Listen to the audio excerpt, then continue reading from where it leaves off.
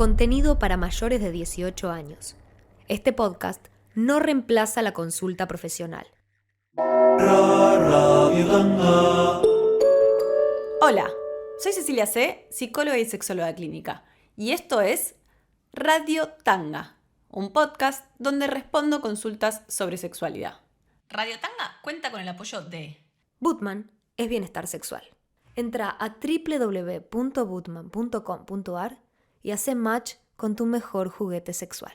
Podés acceder a un 40% de descuento con el cupón LIC. L-I-C. Promoción válida durante todo el 2023. También contamos con el apoyo de Viasec. Viasec Gel es el primer hidratante vulvovaginal con ácido hialurónico. Seguilos en Instagram, @viasec.eurolab o ingresá en su página web viasec.com.ar. Se consigue solo en farmacias.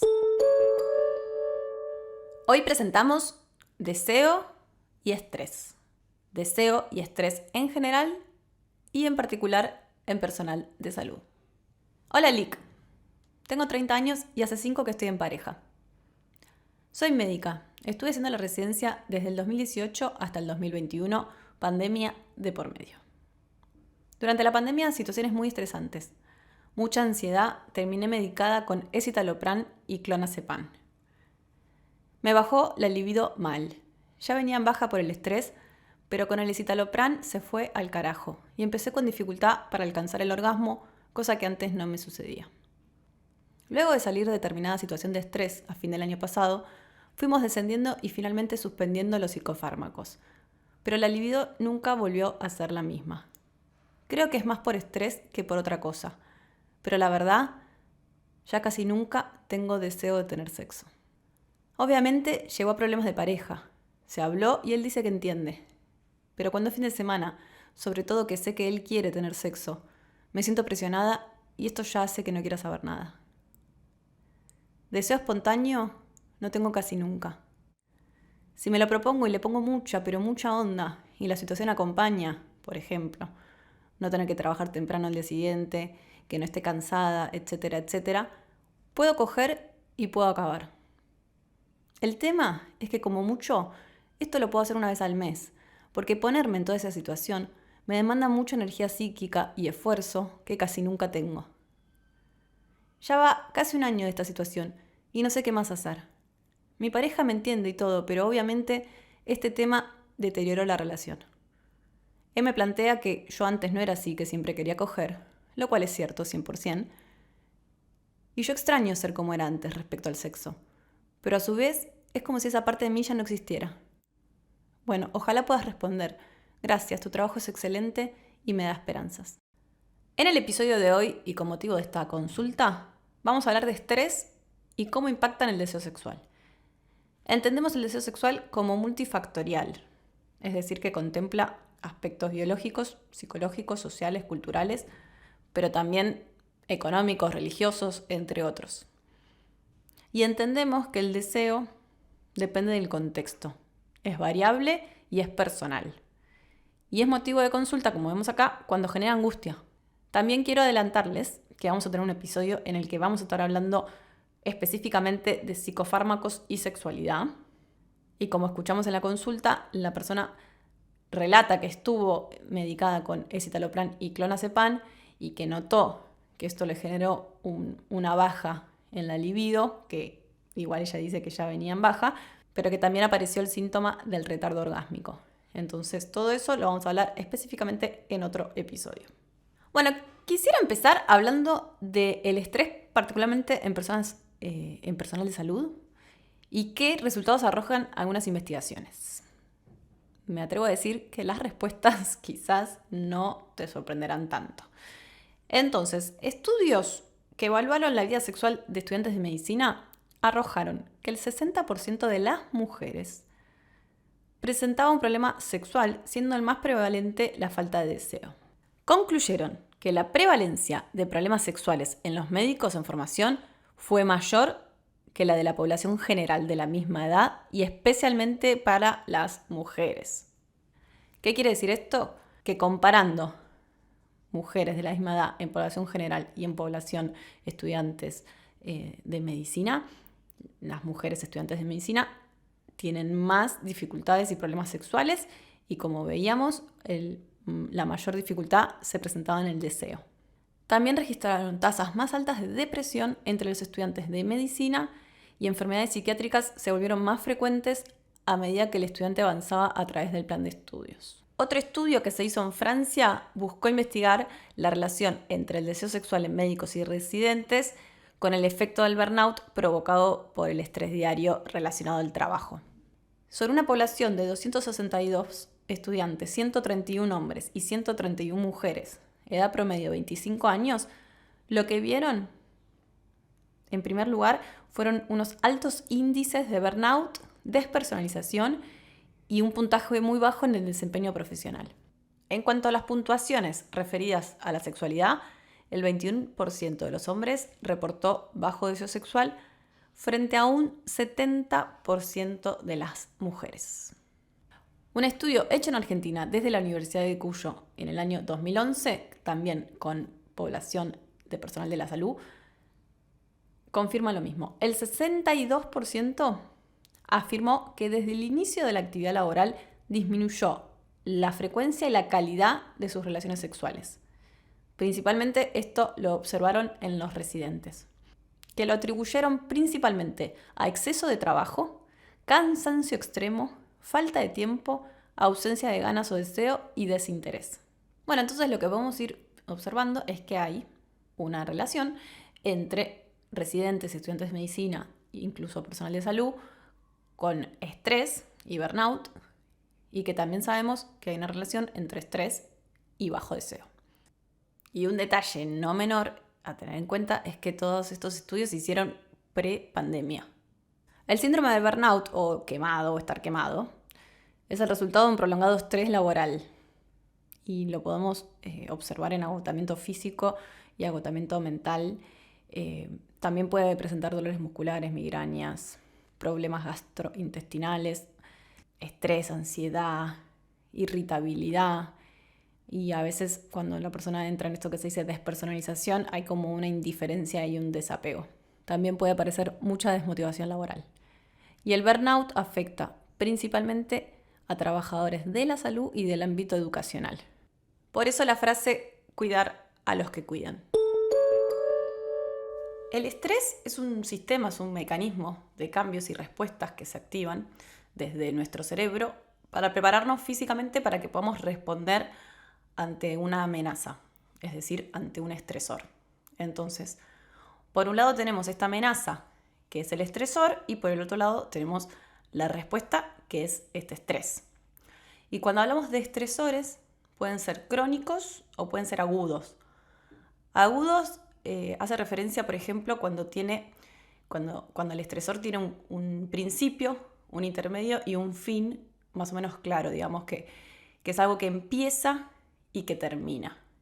En cambio, los estresores crónicos son aquellos de menor intensidad, pero de mayor duración.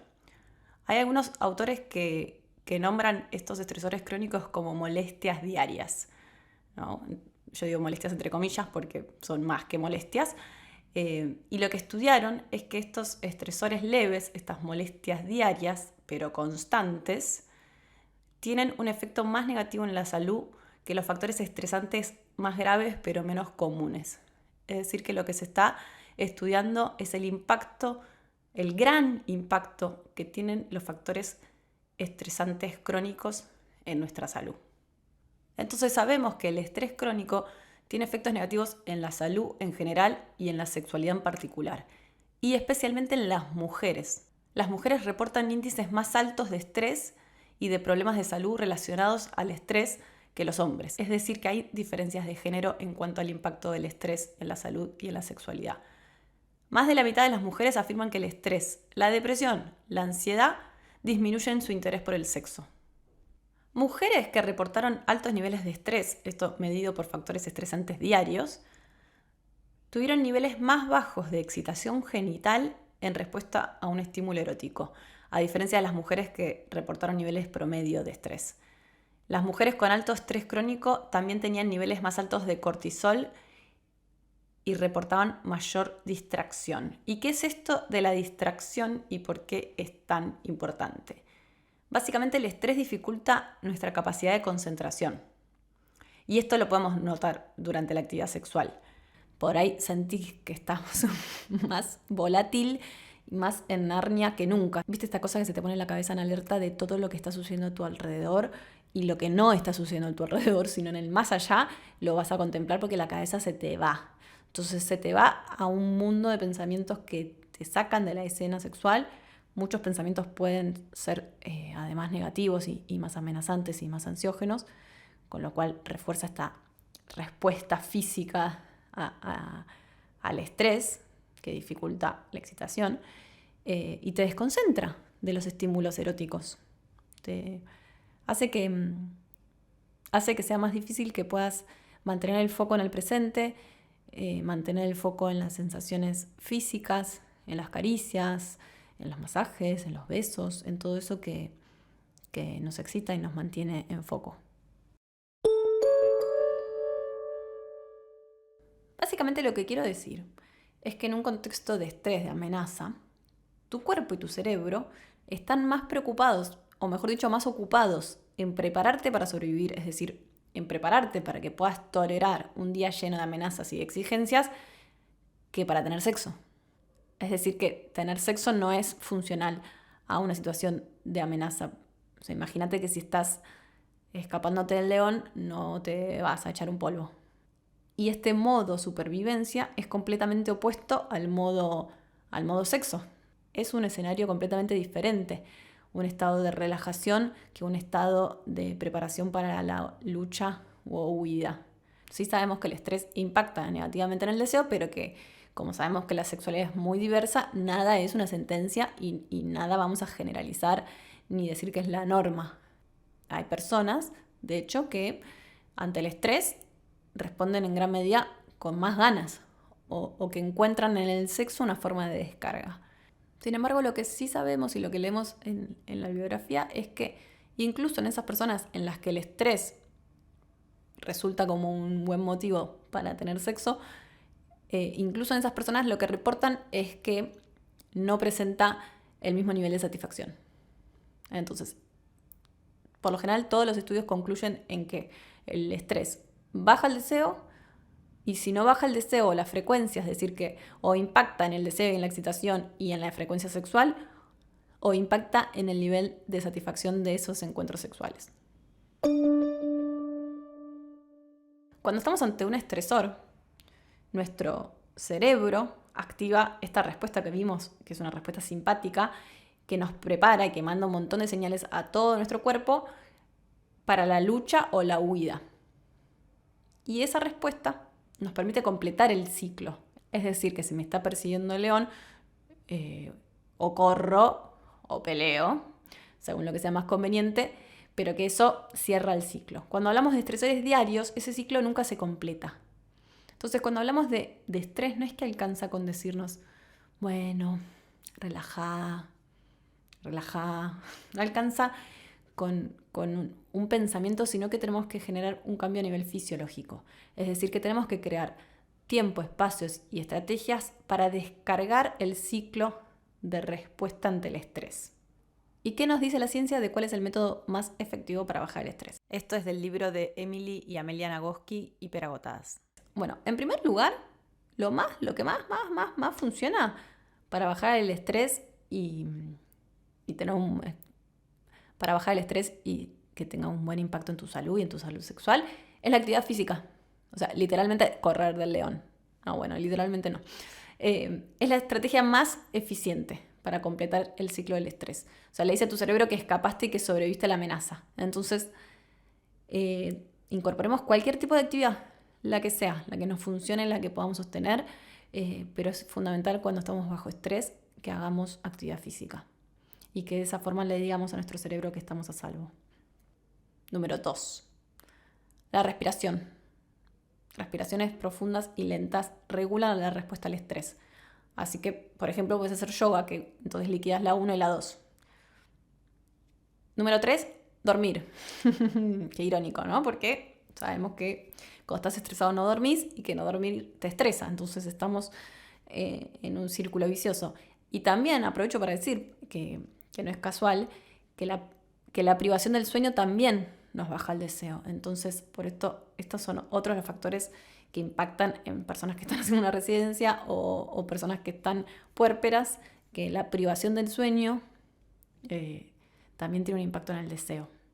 Número 4 tiene que ver con buscar momentos de afecto y de interacciones sociales positivas. Hay que desenchufarse y hay que conectar con afectos que nos hagan sentir que estamos a salvo. Si vos estás riéndote en un momento agradable con gente que querés, te vas a sentir mejor. Y también el afecto en la pareja sexual. Estar ahí quizás no teniendo sexo, pero abrazándonos. Insisto, generarle al otro esta sensación de que está a salvo. Número 5, la meditación de cualquier tipo.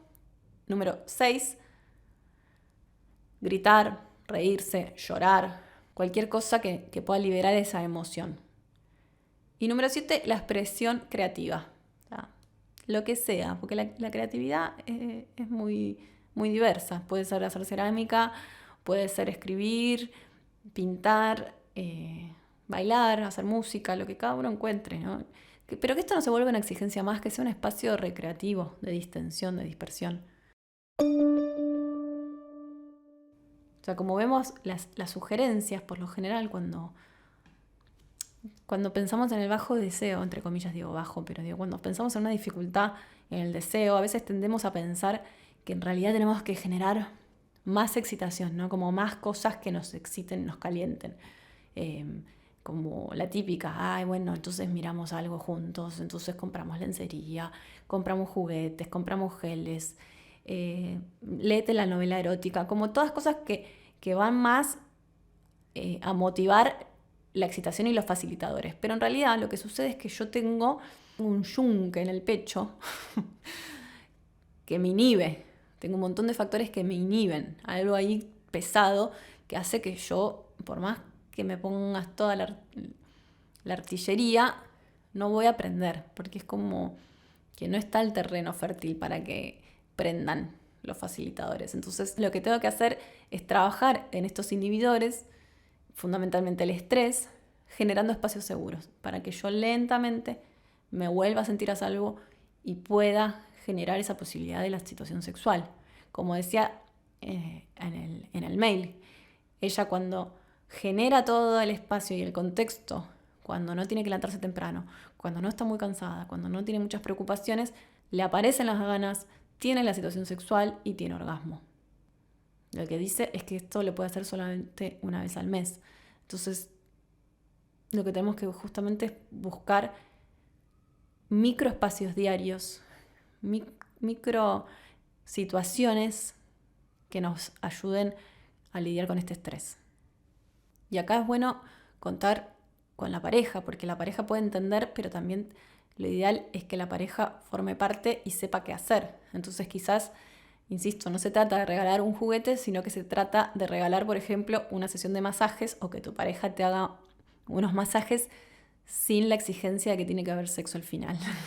No es esto de, bueno, hacemos un poquito, pero para que después tengamos sexo, porque ya automáticamente uno lo vive como una presión y no tiene sentido. Tiene que haber un espacio de relajación por la relajación misma.